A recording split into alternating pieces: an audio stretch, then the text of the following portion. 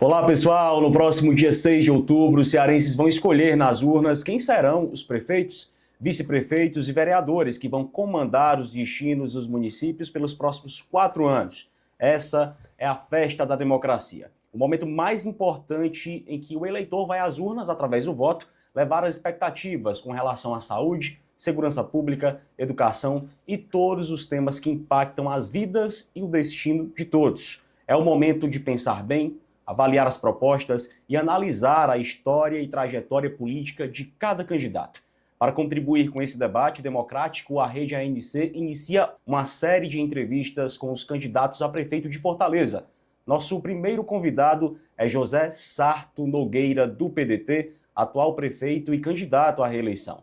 Sarto tem 65 anos, é médico e iniciou a vida pública com um trabalho humanitário no Fundo Cristão para Crianças. A carreira política iniciou em 1988, quando foi eleito pela primeira vez vereador de Fortaleza.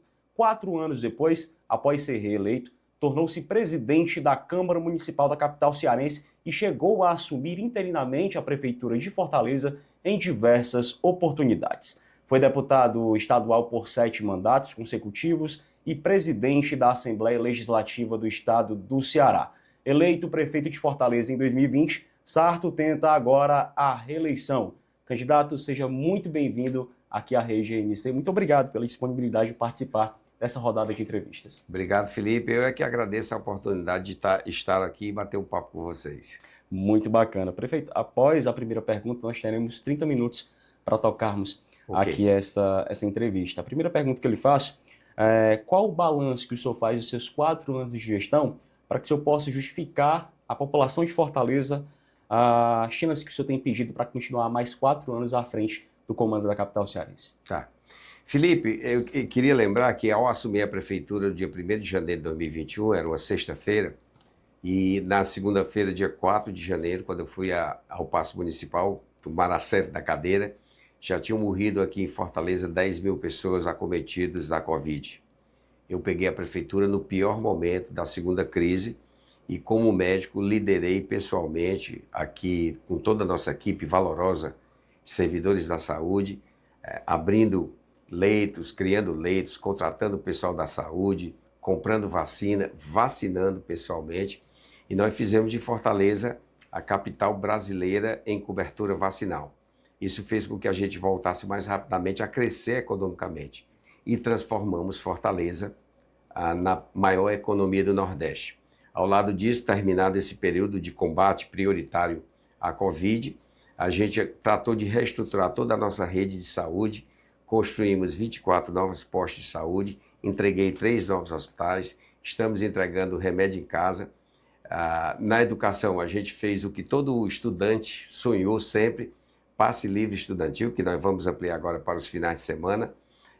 E por tudo isso, por ter transformado Fortaleza na maior economia do Nordeste, por ter transformado Fortaleza na melhor educação do país, por ser Fortaleza a capital que mais investe em política de juventude, é que eu estou me apresentando à população de Fortaleza, porque essas mudanças que começaram aqui, elas não podem parar, elas têm que continuar, e é por isso que eu sou candidato à reeleição. Perfeito. Existe dentro desse balanço, prefeito, algo que o senhor talvez faça uma autoanálise nesses 4 anos que faltou esse ponto, é por isso que eu preciso de mais 4 anos, porque talvez agora dê para a gente implementar coisas que deixaram a desejar na gestão? Tá. Na verdade, tem 2 assuntos que são muito caros à população fortalezense. Um deles é a segurança pública. E é papel da prefeitura promover políticas de inclusão social como nós temos feito. Fortaleza é a capital brasileira que tem o maior percentual em educação de tempo integral. Fortaleza tem a melhor educação do Brasil. Fortaleza tem o maior orçamento público para a juventude. Mas, mesmo assim, isso tem se mostrado insuficiente com relação à segurança pública. E é por isso que eu ampliei o efetivo da Guarda Municipal. Estou agora treinando, capacitando e armando a nossa guarda para lhe proteger. Nós vamos criar um programa chamado Patrulha dos Bairros, que vai ser direcionado para a periferia da cidade de Fortaleza, para proteger os nossos equipamentos, a nossa periferia. Construir um centro de comando e controle que tem 7 mil câmeras que são interligadas com todos os agentes de segurança, Polícia Militar, Polícia Civil, Guarda Municipal, Corpo de Bombeiros, AMC e por aí vai. E eu diria que é sempre um desafio, sendo médico, conhecendo muito pormenorizadamente as questões da saúde, mesmo tendo construído 3 hospitais, construído 24 novos postos de saúde, eu sei que nós precisamos ainda avançar muito, porque uma vez terminado o combate à pandemia, uma vez ampliado a nossa atenção primária de saúde, é agora a vez de reduzirmos as filas de espera, que eu sei que tem muito, espera para exames especializados, cirurgias, e nós vamos contratar 1.000 novos médicos e ampliar o serviço de urgência e emergência, construindo 6 novas UPAs 24 horas.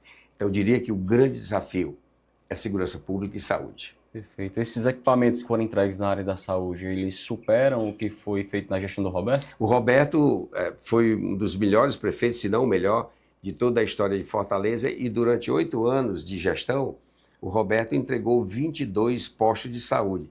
Em 4 anos, nós estamos entregando 24 postos de saúde. E olha que nós tivemos 2 anos de pandemia. Eu assumi, como eu acabei de dizer, em janeiro de 2021, em pleno pico da segunda onda do Covid-19. Então, a gente conseguiu superar essa marca e agora nós vamos priorizar a redução de filas de espera, de exames, consultas especializadas, realização de cirurgias eletivas e vamos conveniar com a rede privada, utilizando aquele horário ocioso que a rede privada tem, como foi feito em São Paulo, com muito bom resultado. É o que a gente já está fazendo em algumas áreas, mas nós vamos ampliar essa parceria com a rede privada para diminuir as filas de espera e atender as cirurgias eletivas, que é uma demanda da população. Perfeito. Prefeito, falando sobre cenário político, nós temos períodos distintos aí, 2020, 2024. Em 2020 isso foi eleito com um grande arco de aliança, né? O que não é o mesmo que acontece agora, né? Teve a perda de alguns apoios. A minha pergunta naquela época, no segundo turno, a eleição foi bem acirrada, né? Contra o Capitão Wagner. Isso. O que faz o senhor pensar que talvez em 2024 seja diferente, já que existe aí uma aliança que hoje não existe mais, estão caminhando em lados opostos? Isso é verdade para o lado de cá e verdade para o lado de lá. O Wagner, na eleição passada, tinha o apoio do PL, que não tem mais hoje. Então, se houve uma fratura, vamos dizer assim, no campo mais progressista, PDT, houve também uma fratura no campo mais conservador, União Brasil e PL. Isso praticamente torna iguais assim, as candidaturas em termos de arco de alianças de partidos políticos. Eu, por exemplo, eu tenho 10 partidos políticos, hoje são partidos pequenos, mas são partidos que têm uma capilaridade aqui em Fortaleza muito grande. Nós temos o maior quantitativo de candidatos e candidatas a vereador em Fortaleza. Temos mais de 350. Outras candidaturas não têm isso tudo. Acho que somadas todas as outras candidaturas não chegam ao total que a gente tem. Isso é para contrabalançar o enorme tempo de televisão que tem, por exemplo, o candidato do PT, que conseguiu arregimentar em torno de si uma ampla coligação que lhe dá 5 vezes o tempo que temos os outros. Eu tenho 1 minuto, os outros candidatos têm 1 minuto e poucos segundos, mas isso serve para contrabalançar. Então, a separação que houve nesse setor progressista, houve também no setor conservador. Perfeito.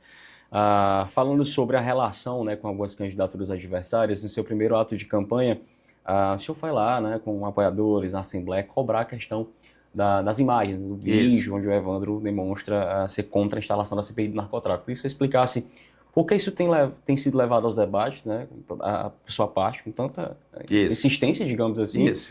E se eu explicasse outro ponto também, aproveitando essa oportunidade, uma possível retirada da sua assinatura da CPI do narcotráfico. Tá. Bom, na verdade, a questão que nós estamos debatendo não é essa. A questão é que um hoje candidato, que é presidente da Assembleia, desaparece com um vídeo de uma sessão pública, onde nessa sessão pública ele sobe à tribuna da Assembleia e confessa que não assinou a CPI por medo. Há uma diferença enorme entre não assinar por divergir da intenção politiqueira da CPI e não assinar por medo. E o pior, é que esse candidato, que era líder do governo, o Leitão, ele hoje é presidente da Assembleia. Exato. E a sessão é uma sessão pública, gente. O que eu estou defendendo é que o candidato precisa mostrar, até porque é um documento público. Mas, assim, quem quiser saber mais detalhes sobre o assunto, não é mentira. Nunca ouvi o candidato Leitão dizer que era mentira nossa. Não é mentira. Está lá no Google, CPI do narcotráfico, bote lá, Evandro Leitão, que você vai ver uma reportagem completa, onde nessa reportagem ele confessa ter medo de investigar a facção criminosa. Um candidato que tem medo de investigar a facção criminosa deve ter medo de sentar na cadeira de prefeito, porque cadeira de prefeito exige muita coragem para tomar decisões que, por vezes, são duras, mas que são necessárias. Então, a nossa crítica se faz nesse sentido. Como é que um poder de uma estrutura democrática, como é a democracia brasileira, que é a Assembleia Legislativa, que é a casa do povo, numa sessão pública, a pessoa, de repente, por ser presidente da Assembleia, desaparece com um vídeo e não dá direito à população de conhecer. Esse debate que nós estamos travando aqui. É a posição dele em esconder, parece que apagou o vídeo, né, pelo que tudo indica, apagou o vídeo, onde nessa sessão ele confessa ter medo de investigar as facções criminosas. E basta ver, aí, teve reportagem na época, nós temos aí material suficiente do jornalismo que mostram que o que eu estou dizendo tudo é verdade. Ainda falando sobre essa questão, né, como o senhor falou, ele não nega, né? Ele fala outros argumentos, responde, mas não nega. Parece que ele se sente incomodado com esse tema. O senhor se sente incomodado também quando os adversários questionam o porquê da implementação da taxa do lixo? De jeito nenhum. A taxa do lixo, ela foi uma obrigatoriedade de uma lei nacional, e o que eu fiz aqui em Fortaleza foi estabelecer o maior percentual de isenção. 70% da população não paga a taxa do lixo. O que nós estamos fazendo é devolvendo em serviços que nós estamos paulatinamente aumentando a condição de limpeza da cidade, aumentando a coleta domiciliar, fazendo publicidade para chamar a população, porque uma cidade limpa é uma cidade que precisa de um esforço de todo mundo.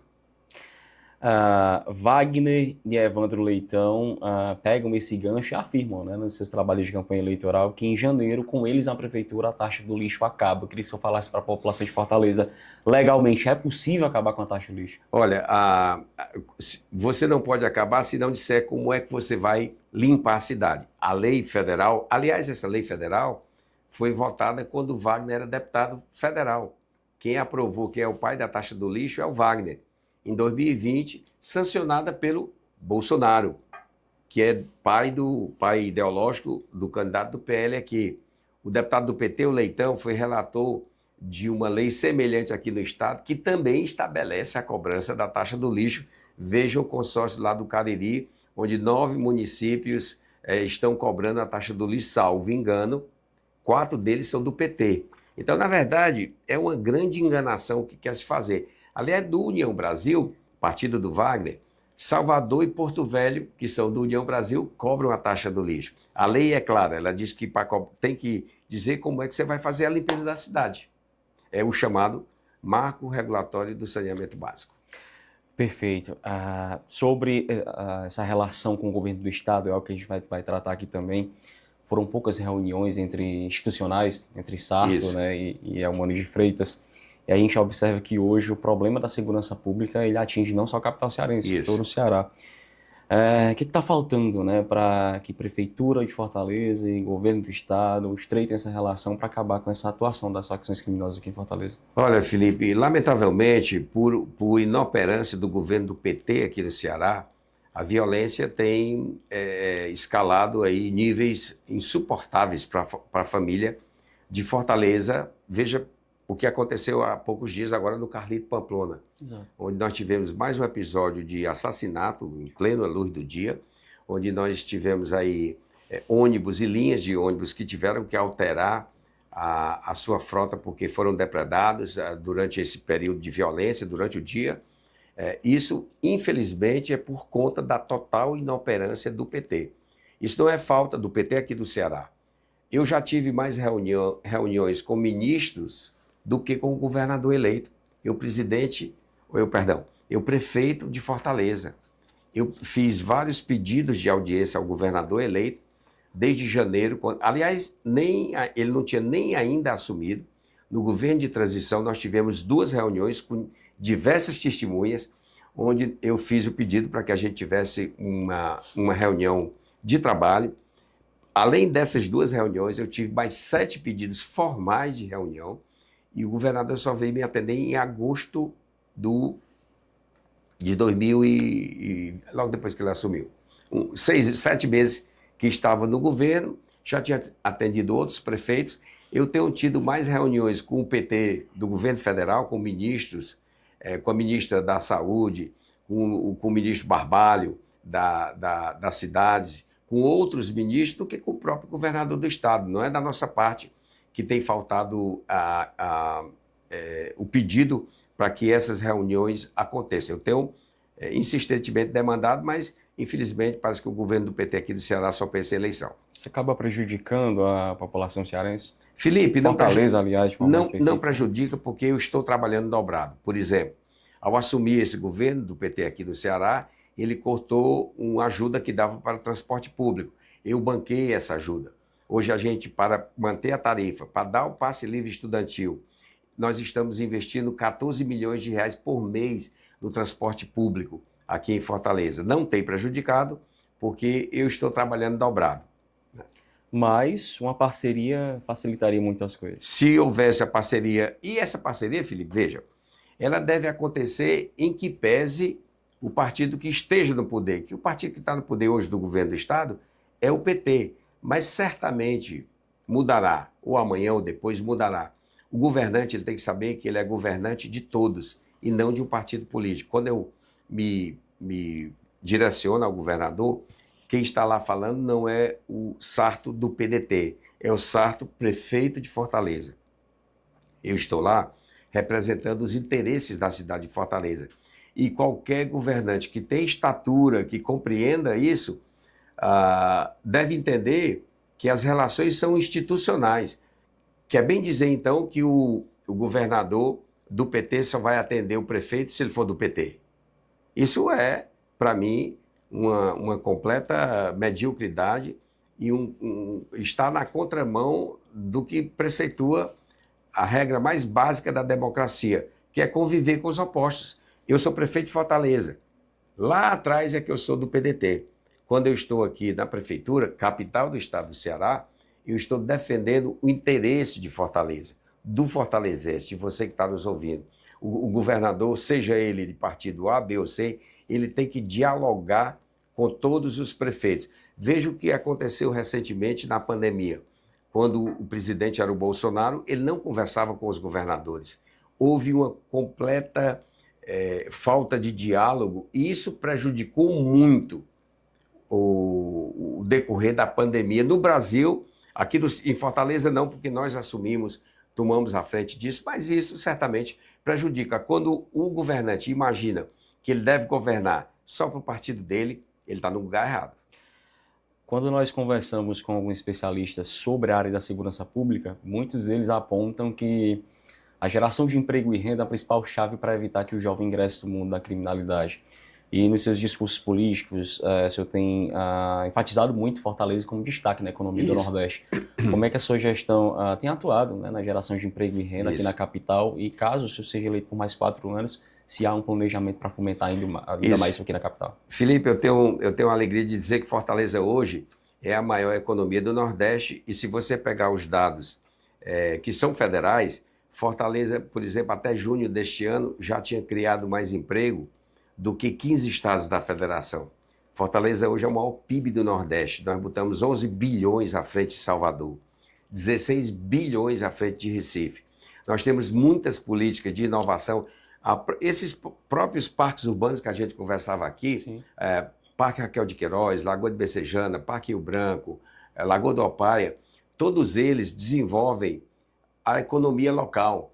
Nós temos aí, vá lá no Raquel de Queiroz, você percebe a economia acontecendo de uma forma muito interessante. É isso que faz de Fortaleza a maior economia do Nordeste. O povo extremamente trabalhador, resiliente, o ambiente de políticas públicas, facilitando quem quer investir aqui, é muito bom. A desburocratização dos serviços públicos, programas como a gente tem, Carrinho Empreendedor, Nossas Guerreiras, Fortaleza Capacita, tudo isso embalado, esse tripé, faz de Fortaleza a maior economia do Nordeste. Falando sobre a mobilidade, transporte público, a gente tem aí um projeto que deu muito certo, o senhor já tem falado na possibilidade de ampliação, que é a questão do passe livre, né? Quais essa e outras ações que eu queria que você destacasse aqui para a gente, para melhorar, né? O transporte público onera muitas famílias e com certeza essa questão do passe livre facilitou muito para o estudante da capital cearense. Mas uma das reivindicações da classe é que isso esteja disponível também nas férias e no final de semana. Exatamente. Bom, todo mundo falava de passe livre, agora todo mundo está todo mundo falando em passe livre estudantil, mas ninguém nunca fez. Quem fez o passe livre estudantil fui eu. E olha que eu não me comprometi quando era candidato na eleição passada. O que eu havia me comprometido era de preservar a tarifa do transporte público. E aí, depois disso, enfrentando a pandemia, a gente colocou as contas em ordens e viu que a gente podia fazer o passe livre estudantil. Fizemos o passe livre estudantil, que significa, Felipe, para uma mãezinha que tem 3 garotos ou garotas na escola, significa comida na mesa. Isso é uma economia de quase R$240 por mês, que dá um percentual bem considerável se você considerar que uma mãe dessa ou um paizinho desse aí ganha um salário mínimo. E agora nós vamos estender o passe livre para os finais de semana, que é para que você, estudante, possa ter direito a ir para o teatro, a ir para a praia, a ir para o cinema, utilizando o passe livre estudantil, que hoje está todo mundo enchendo a boca de passe livre estudantil. Mas quem fez fui eu. Todo mundo falava, eu me lembro, quando estudante ainda, todo mundo defendia a meia estudantil. A meia foi conseguida. Aliás, a tarifa estudantil aqui em Fortaleza não é nem meia, é 1/3 do bilhete cheio. O bilhete cheio é R$4,50, a tarifa estudantil é R$1,50. Ninguém nunca falou em passe livre estudantil aqui em Fortaleza. Quem fez foi a nossa gestão. E agora a gente vai ampliar aos finais de semana, porque nós fizemos uma política, Felipe, com sustentabilidade. A gente primeiro planejou, manteve a tarifa, depois de planejar e fazer um cálculo da sustentabilidade dessa política, implantou o passe livre estudantil e agora nós sabemos, a gente sabe de onde tirar o dinheiro, de como fazer para estender o passe livre para os finais de semana. Perfeito. Algo a mais que eu queria destacar nessa área? Nessa área do transporte público, nós estamos aumentando a frota em parceria com o sindicato da categoria, eles estão adquirindo 80 novos ônibus, todos eles com ar-condicionado. É bom lembrar que, em termos de ar-condicionado, nós temos hoje 70% dos ônibus que voltaram a ter o ar-condicionado. Por que eles pararam? Vamos pensar bem. Lembrando mais uma vez a pandemia. No período antes da pandemia, a quantidade de gente que usava ônibus por dia em Fortaleza era de 1.200.000 pessoas. Com a pandemia, evidentemente, para evitar aglomeração, que era a recomendação das autoridades sanitárias, isso caiu, Felipe, para metade. Ou seja, houve muita quebradeira no Brasil todo. Salvador teve problemas com o transporte público, São Paulo teve problema com o transporte público. Aqui a gente não teve tanto problema porque a gente financiou o transporte público. E aí, a partir do momento que saímos da pandemia, toda essa frota que estava parada, ônibus parado, sem manutenção, ele, quando voltou sem funcionar, todos eles com ar-condicionado. Mas eles estão colocando progressivamente, nós já temos hoje, dos 1.200 ônibus que trafegam diariamente em Fortaleza, a gente já tem 70% com ar-condicionado e eles estão comprando unidades novas, ônibus novos, todos eles com ar-condicionado. Perfeito. Vou pegar o celular aqui agora, vou abrir aqui o seu Instagram. Chega lá no seu perfil, tem aqui Cria da Barra. Cria da Barra. E a gente observou aí que agora nessa campanha você deu uma repaginada, chegou com a Juliette. Isso. Com esse linguajar, mas tem incomodado algumas candidaturas adversárias. Tem. Como é que foi a inclusão dessa nova roupagem, digamos assim, agora para 2024? Bom, na verdade, essa roupagem é o imperativo que a modernidade está impondo a gente, né? Se você for observar, isso está acontecendo na música, no cinema, no teatro, essa nova linguagem. Eu tenho um filho adolescente de 14 anos. Então, se a gente não se modernizar, a gente vai ficar sem entender o que essa tribo está falando. E a tribo está falando, por exemplo, da Juliette. A Juliette é um símbolo da rebeldia da periferia. A Juliette, aliás, muita gente desconhecia isso, né? Inclusive candidatos fazendo chacota da Juliette. fazendo chacota da periferia. Quando eu digo que eu cresci na Barra e sou cria da Barra, eu tenho muito orgulho de ser cria da periferia. A Juliette significa a rebeldia da periferia. É uma periferia que quer ser ouvida, uma periferia que quer política pública para ele, jovem, que está lá e se não tiver uma política de prática de esporte, de prática de lazer, de cultura, como nós temos com a nossa Rede Cuca, com as nossas escolas areninhas, com as nossas areninhas, essa garotada vai ser facilmente objeto de cooptação pelo tráfico de drogas e tráfico de armas. Então a Juliette é um grito de rebeldia da periferia. E essa linguagem nova é exatamente para a gente sintonizar com toda essa galera que está aí ativa, que quer ser ouvida. Fortaleza tem 34% da população jovem, né? E essa população que faz a diferença, que está nas ruas, que está aí gritando por socorro. A gente precisa salvar essa geração, tirá-los das mãos dos traficantes, da violência, das armas, e é com política de inclusão social. E a Juliette representa um pouco disso. Perfeito. Falando ainda mais sobre essa parte, né, de atuação na periferia, a gente até brincava aqui nos bastidores, o Câmara chegou aqui, só esse rapaz do Monte Castelo, o que teve de ação da prefeitura lá? E aí o senhor participou de um podcast com humorista e tudo, e o senhor falando que tinha feito, eles, rapaz, eu vou mudar para o Janguruçu. E tanta coisa que o senhor está, né, prestando conta aqui que fez lá. Como é que foi a atuação da prefeitura em atenção às principais demandas do povo da periferia? Hoje, Felipe, a gente direciona 92% do orçamento da prefeitura para a periferia. Você falou aí uma área muito interessante, Janguruçu. Lá tem uma avenida chamada Boulevard 3. Eu tenho certeza absoluta, se for alguém para lá, filmar Boulevard 3, é 1 quilômetro de extensão, e botar na rede social, perguntando assim, me diga que bairro é esse.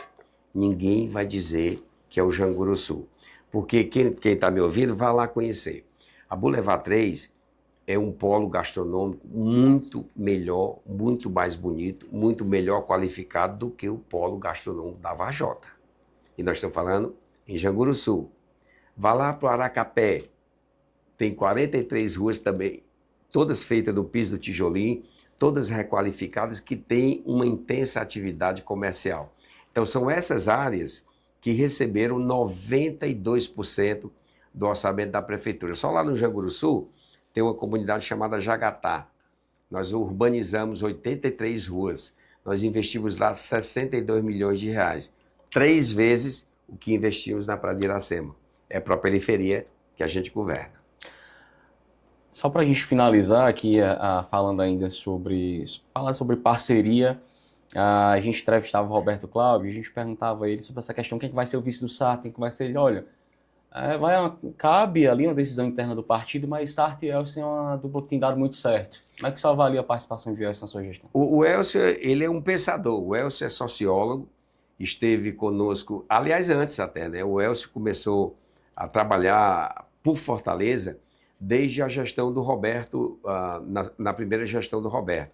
O Elcio dirigiu um projeto chamado Fortaleza 2040, que reuniu aqui intelectuais, toda a sociedade civil, academia, universidades, pensando em Fortaleza para 2040. O Roberto Cláudio ressuscitou o Instituto de Planejamento e o Elcio liderou o IPLANFOR até poucos dias atrás, quando teve que se desincompatibilizar. Então o Elcio é um sociólogo, é um cara que pensa a cidade e que nos ajudou muito nessa primeira gestão e coube ao PSDB, pela estatura política dentro do nosso arco de alianças, indicar quem seria o nome deles para representar na chapa majoritária. E, para minha alegria, foi reconduzido aí a indicação do Elcio para continuar esse trabalho. Ele que liderou até bem pouco tempo, mas lidera ainda, está no nosso plano de governo, ajudando, tem uma interlocução muito boa, fez isso durante todo o nosso mandato, fazendo interlocução internacional. Muitas políticas que a gente conhece aqui da área de mobilidade urbana, por exemplo, foram frutos de estudos do IPLANFOR, liderados pelo Elcio. O Fortaleza 2040 é um plano que pensa a cidade até 2040 E isso tem a digital do Elcio. Ele tem ajudado, ajuda e vai ajudar em muito o desenvolvimento de Fortaleza. Fazer com que Fortaleza seja a maior economia do Nordeste, melhor educação do Brasil e a capital que mais investe em juventude. Tudo isso passou pelo planejamento, pensamento do Elcio como vice-prefeito e liderando o Implanfol. Prefeito, nós tínhamos outros assuntos para a gente abordar aqui, passou muito rápido o nosso bate-papo, mas eu queria dizer que chegamos ao final da nossa entrevista, agradecer a sua presença, a sua atenção com a nossa equipe desde o primeiro momento que nós o convidamos a participar desse momento que é importante para a população de Fortaleza. Queria que você aproveitasse essa oportunidade para os seus recados finais. Bom, lembrar que nós estamos pertinho de escolher quem vai fazer a gestão da nossa cidade. Quem vai dirigir a cidade não é o Lula, que está em Brasília, não é o Bolsonaro que está no Rio de Janeiro, é quem está aqui. E a gente está debatendo um projeto de cidade, não é apenas uma cor contra outra cor, ou um partido contra outro partido. Nós estamos decidindo quem é que vai dar creche. Nós já entregamos 33 supercreches. Quem é que vai dar escola de tempo integral? Quem é que vai fazer da economia, a economia crescer? Tudo isso é que está em jogo. Fortaleza hoje é a quarta capital em população do Brasil, é hoje a maior economia do Nordeste. Fortaleza está em outro patamar. Nós estamos falando de uma cidade que é uma das maiores do Brasil. Hoje é a oitava economia entre as capitais, mas rumando já para ser a sexta ou a quinta capital. E tudo isso, gente, precisa de muita experiência, precisa de muita vocação, precisa de um time que tem dado certo, e quando a gente for decidir, a gente tem que pensar na nossa criança que precisa de uma creche, precisa de uma escola, porque a gente investiu muito em escola porque sabe que só com escola boa é que o filho de pobre, tem chance de vencer na vida. Eu sou filho da escola pública e eu sei disso. Então, quando a gente for decidir quem vai fazer a gestão de Fortaleza, vamos pensar nas nossas crianças. Perfeito. E assim nós finalizamos a primeira da série de entrevistas aqui na ANC com os candidatos à Prefeitura de Fortaleza. Fique ligado com a gente, você já sabe, se acontece no Ceará, vira notícia aqui.